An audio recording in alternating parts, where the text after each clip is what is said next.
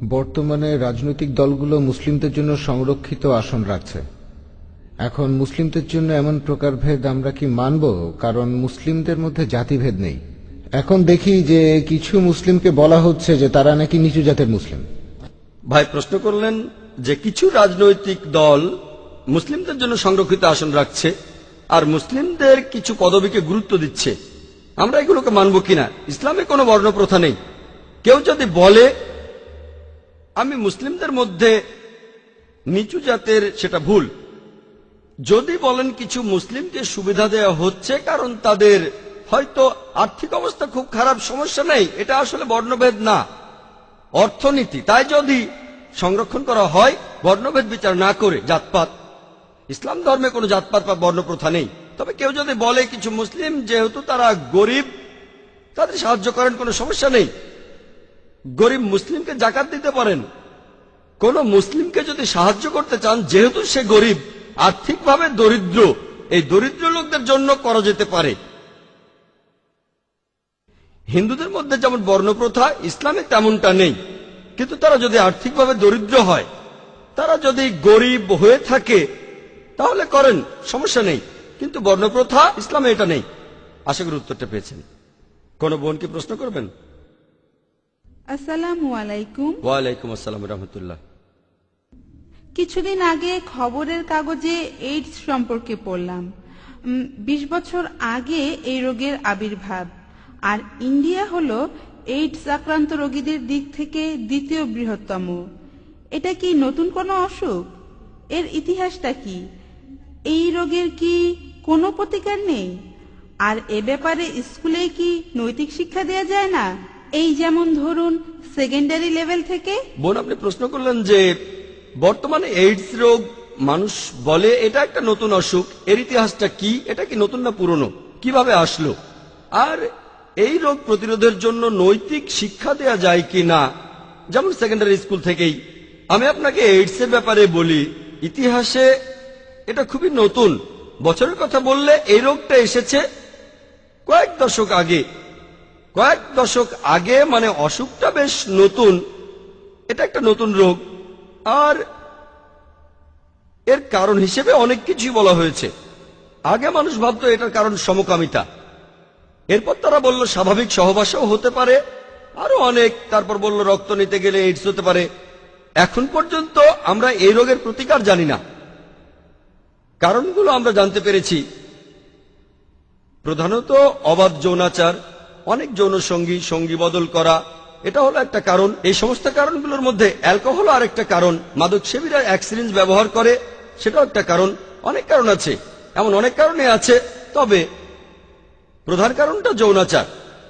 আর এই কারণেই আপনি বললেন যে ইন্ডিয়া হলো পৃথিবীতে এইডস আক্রান্ত রোগীদের দিক থেকে দ্বিতীয় বৃহত্তম। কথাটা ঠিক, কয়েক বছরের মধ্যে ইন্ডিয়া 1 নম্বর হয়ে যাবে।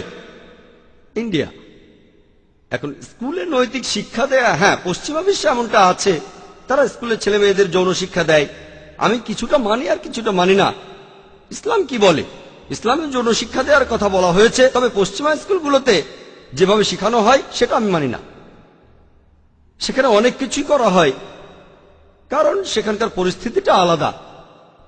ইংল্যান্ডের একটা রিপোর্ট অনুযায়ী, এই কয়েক সপ্তাহ আগেই পেপারে খবরটা এসেছিল টাইমস অফ ইন্ডিয়ায়, যে ইংল্যান্ডে বর্তমানে যে শিশুরা জন্মায় তাদের 40%-এরও বেশি বিবাহিত বাবা মায়ের সন্তান হয়ে জন্মায় না। তার মানে যেসব মহিলা সন্তান প্রসব করছে তাদের 40%-এরও বেশি বিবাহিত নয়।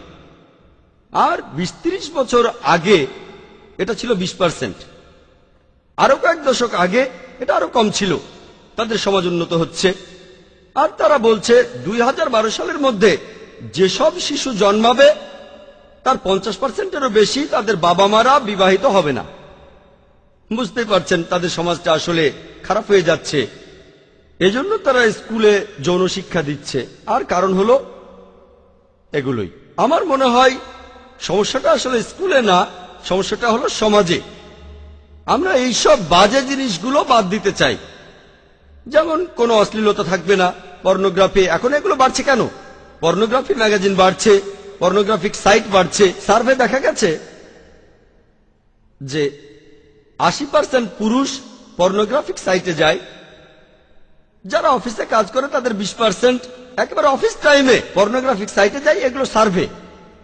মহিলাদের মধ্যে 13% অফিস টাইমে, হ্যাঁ, পর্নোগ্রাফিক সাইটে যাওয়াটাই খারাপ। আর অফিস টাইমে যাওয়া, চিন্তা করেন আপনি সেখানে চাকরি করছেন আর পর্নোগ্রাফিক সাইট দেখছেন। এমন কিছু অফিসও আছে যারা বলে আপনি পর্নোগ্রাফিক সাইট দেখতে চাইলে ওই রুমটাতে যান, একটা স্পেশাল রুম থাকে, অফিসের কাজে ডিস্টার্ব করবেন না। তারা এখন বলে আমরা এখন অনেক চালাক, তাই তারা বলে দেখতে চান বিনোদন কক্ষে যান। আপনার কম্পিউটারে দেখার দরকার নেই, বিনোদন কক্ষটা আলাদা, সেখানে 8 ঘন্টা সময় কাটানোর সমস্যা নেই। তাই আপনার ইচ্ছে হলেই বিনোদন কক্ষে যাবেন আর কোম্পানির পারমিশন নিয়েই যাবেন। যদি বলেন এভাবে সমাজের উন্নতি হবে, সেটা আসলে ভুল। এবারে শিক্ষার ব্যাপারে বলি। স্কুলে আমার বোন তার মেয়ের স্কুলের নামটা বলছি না, খুবই বিখ্যাত একটা স্কুল, সেখানে অভিভাবকদের মিটিং আর এসেছেন একজন এক্সপার্ট মনোবিজ্ঞানী, যিনি অভিভাবকদের সঙ্গে কথা বলবেন এই বিষয়ে। তো সেই এক্সপার্ট খুব জনপ্রিয় একজন লোক বোম্বেতে। তিনি বলছেন, অভিভাবকদের বলছেন যে আপনারা এইডস এর ব্যাপারে তো জানেন, এইডস সম্পর্কে বলছেন, এইডস ছড়িয়ে পড়েছে, আপনার বাচ্চাকে শেখান কন্ডম ব্যবহার করো। সেখানে সবাই খুব সিরিয়াসলি বলছিল শেখাতে হবে, বাচ্চাদের শেখাবেন। তারপর প্রশ্নোত্তর পর্ব শুরু হলো। আমার বোন প্রশ্ন করে এক্সপার্টকে উড়িয়ে দিল। সেক্স করতে বারণ না করে তাদের বলছেন কন্ডম ব্যবহার করতে। এটা কোন ধরনের শিক্ষা?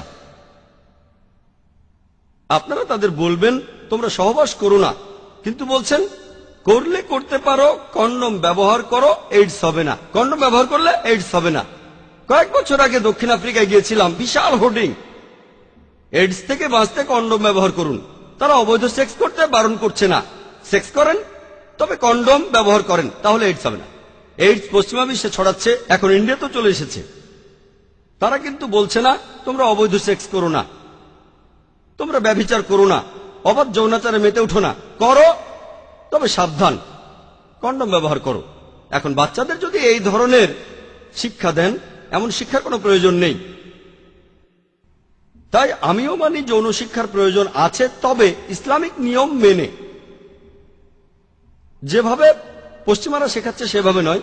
তারা যা শেখায় সেগুলো বলতে পারবো না, তবে যদি সেগুলো বলি তখন বলবেন জাকির ভাই আপনি আমাদের সামনে এসব কি বলছেন।